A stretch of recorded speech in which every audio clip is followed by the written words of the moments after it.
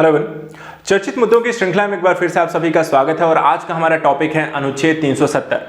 अनुच्छेद 370 के बारे में आप सभी जानते हैं, यह जम्मू कश्मीर के विशेष स्थिति को लेकर किया गया एक प्रावधान था, जिसे 2019 में केंद्र सरकार के द्वारा यहां पे समाप्त कर दिया गया।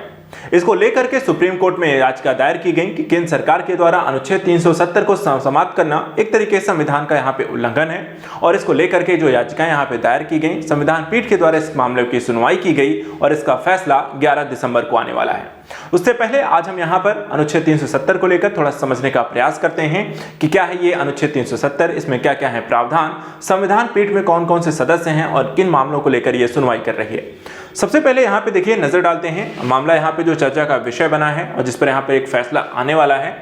जैसा कि अनुच्छेद 370 संविधान में इसका उल्लेख किया गया है और इसमें कहा गया है अनुच्छेद 370 जो है जम्मू कश्मीर के एक विशेष स्थिति को लेकर प्रावधान करता है, जिसे रद्द कर दिया गया। और किसे रद्द किया? केंद्र सरकार के द्वारा 2019 में यहाँ पे इसे रद्द किया गया, जिसके पश्चात देखा जाए तो इसके खिलाफ काफी सारी यहाँ पर याचिकाएं दायर की गई सुप्रीम कोर्ट में। सुप्रीम कोर्ट ने मामले की यहाँ पे सुनवाई की और ये अपना फैसला यहाँ पे सुरक्षित रख लिया था। सुनवाई के बाद 11 दिसंबर को देखा जाए तो ये फैसला यहाँ पे सुनाया जा सकता है और उसके बाद यहाँ पे देखा जाएगा कि क्या इसे सही ठहराया जाता है या नहीं। इससे पहले अगर हम बात करें तो सितंबर माह में इसकी सुनवाई शुरू हुई थी और करीब लगातार 16 दिनों तक यहाँ पर इस पर सुनवाई हुई थी। सभी पक्षों की यहाँ पे दलीलें सुनने के बाद सुप्रीम कोर्ट ने अपना फैसला जो है सुरक्षित रखा था। और इस संविधान अर्थात कि जिस मामले की सुनवाई यहाँ पर देखा जाए तो इसमें जो न्यायाधीश यहाँ पे शामिल थे, उसमें मुख्य न्यायाधीश आपके DY Chandrachud, justice Kishan Kaul, Sanjay Kishan Kaul, Sanjiv Khanna, BR Gavai, Suryakant, ये 5 न्यायाधीशों की संविधान पीठ के द्वारा इस मामले की यहाँ पे सुनवाई की गई है। इससे पहले अगर हम बात करें कि अनुच्छेद 370 को निरस्त किए जाने, जम्मू कश्मीर पुनर्गठन अधिनियम 2019 को चुनौती देने वाली जो कई याचिकाएं थी 2019 में एक संविधान पीठ को भेजा गया था। जम्मू और कश्मीर पुनर्गठन अधिनियम 2019 के चलते पूर्ववर्ती राज्य को 2 केंद्र शासित प्रदेशों में जम्मू कश्मीर और लद्दाख में यहां पर विभाजित कर दिया गया था। तो ये पूरा एक मामला है जिसको लेकर के आप सभी यहां पे परिचित हैं, जिसको लेकर के यहां पर फैसला आने वाला है। लेकिन इससे पहले हम समझते हैं कि जम्मू कश्मीर को अनुच्छेद जो 370 एक विशेष प्रावधान यहां पर करता है, एक विशेष राज्य का एक दर्जा यहां पे प्रदान करता है, उसके तहत क्या क्या यहां पे प्रावधान मूल रूप से शामिल किए गए हैं। अनुच्छेद 370 को अगर हम यहां पे देखें, 17 अक्टूबर 1949 अनुच्छेद 370 को एक अस्थायी उपबंध टेम्परेरी प्रोविजन के रूप में यहां पर भारतीय संविधान में जोड़ा गया था। तो सबसे पहली जरूरी पहलू क्या है? एक टेम्परेरी प्रोविजन के तौर पे इसे जोड़ा गया था।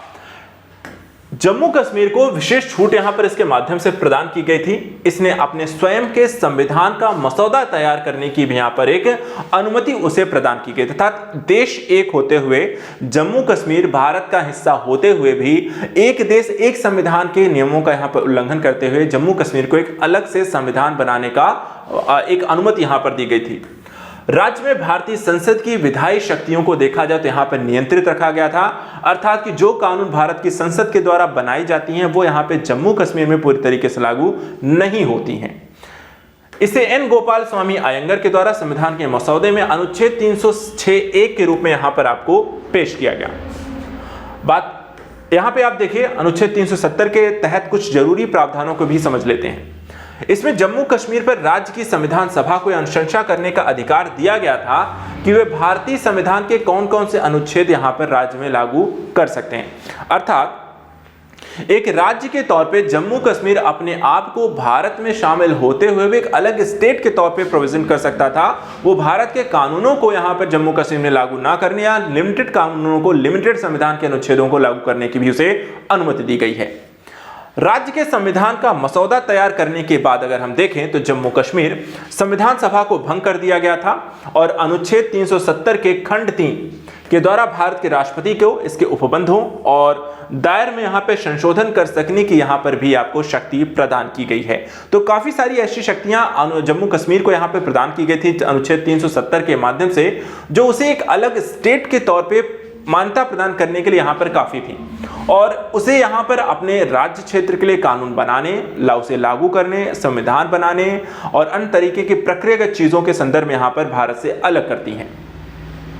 वहीं अगर हम बात करें अनुच्छेद 35(a), ये क्या है? इसमें देखिए अनुच्छेद जो 35A है, इसके अनुच्छेद 370 से व्युत्पन्न हुआ था। इसे जम्मू कश्मीर के संविधान सभा की अनुशंसा में वर्ष 1954 में राष्ट्रपति के एक आदेश के माध्यम से यहां पर आपको पेश किया गया। क्या था इसमें? देखिए अनुच्छेद जो 35A है ये कहता है कि जो जम्मू कश्मीर स्टेट है यहां पर इसकी जो विधानसभा है, इस विधानसभा को राज्य के स्थायी निवासियों और उनके विशेष अधिकारों और उनके विशेषाधिकारों को परिभाषित करने का यहां पर अधिकार देता है। अर्थात कि जम्मू कश्मीर के कौन से निवासी रहेंगे, किसको जमीन खरीदने का अधिकार होगा, कौन यहां पर व्यवसाय कर सकता है, और जम्मू कश्मीर राज्य विशेष के नागरिकों को अन्य स्टेट के नागरिकों से क्या अलग अलग प्राथमिकताएं मिल सकती हैं, वो भी यहां पर अनुच्छेद 35A के माध्यम से जम्मू कश्मीर राज्य निर्धारित कर सकता था। 5 अगस्त 2019 को भारत के राष्ट्रपति ने संविधान के अनुच्छेद 370 के खंड 1 के द्वारा प्रदत्त शक्तियों का प्रयोग करते हुए संविधान जम्मू कश्मीर जो राज्य पर यहां पे लागू हो उस आदेश को 2019 में जारी किया, और इसके माध्यम से भारत सरकार ने अनुच्छेद 370 में संशोधन किया और इसे यहां पर जो कह सकते हैं कि उल्लेखनीय है कि इसे यहां पे रद्द नहीं किया गया है, तो इस तरीके से इसे लागू कर दिया गया है। अब पूरा मामला यहीं पे आके फंसता है कि क्या इसे सही ठहराया जा सकता है या नहीं ठहराया जा सकता है। केंद्र सरकार, और यहां पर हम बात करें अगर कि अनुच्छेद अब फैसला क्या आएगा, सुप्रीम कोर्ट इस पर डिसीजन क्या देती है और 11 दिसंबर को क्या होता है क्या नहीं, ये तो हम बात की बात है, 11 दिसंबर को फैसला आएगा, उसका हम अवलोकन करेंगे कैसा है फैसला। लेकिन अगर हम 2019 के बाद से जो अनुच्छेद 370 को समाप्त करने के बाद से केंद्र शासित प्रदेश के तौर पे जम्मू कश्मीर और यहाँ पे लद्दाख को बनाए जाने के बाद से इस परिस्थितियों के यदि अब आप अवलोकन करते हैं तो ऐसी घटनाएं आपको देखने को मिलती हैं कि राज्य में चीजें बेहतर हुई हैं, और क्या क्या चीजें बेहतर हुई हैं उसको भी यहां पर उन घटनाओं को भी हम देखते हैं। सबसे पहले देखिए पथराव की जो घटनाएं आपको जम्मू कश्मीर में एक लगातार देखने को मिलती थी, उग्रवादी घटनाएं यहां पर आपको देखने को मिलती थी, वो यहां पर एक कमी दर्ज की गई है। सुरक्षा बलों की उपस्थिति में वृद्धि हुई है और एनआईए जैसी केंद्रीय एजेंसियों की कार्रवाई से पथराव की जो घटनाएं हुई हैं उसमें लगातार आपको कमी देखने को मिली है। इसके अलावा पत्थरबाजी की घटनाओं के यदि हम डेटावार यहां पर आंकड़ा देखें तो जनवरी से जुलाई 2021 में देखिए पथराव की 76 घटनाएं दर्ज हुई, जबकि इसी अवधि में 2020 में 222, 2019 में 618 घटनाएं यहां पर आपको दर्ज की गई हैं। तो अगर आप तुलना करें 2019 की 618 से लेकर के 2021 में मात्र 76 घटनाएं, तो ये बहुत बड़ी यहां पर कमी आपको दर्ज की गई।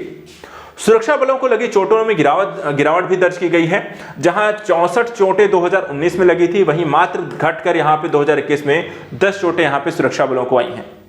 इसके अतिरिक्त पेलेट गन को अगर हम देखें, पेलेट गन हो गया या लाठीचार्ज जैसे नागरिकों को लगी चोटों की घटना 339 थी 2019 में, और यहां पर भी आप देखें तो मात्र आप 25 ऐसी घटनाएं 2021 में यहां पर आपको दर्ज की गई जहां नागरिकों को चोटें आई हैं इनके कारण। इसके साथ साथ जम्मू कश्मीर के हम शासन व्यवस्था का यदि आकलन करें तो बेहतर कानून व्यवस्था आपको स्थापित होते हुए दिखाई देती है।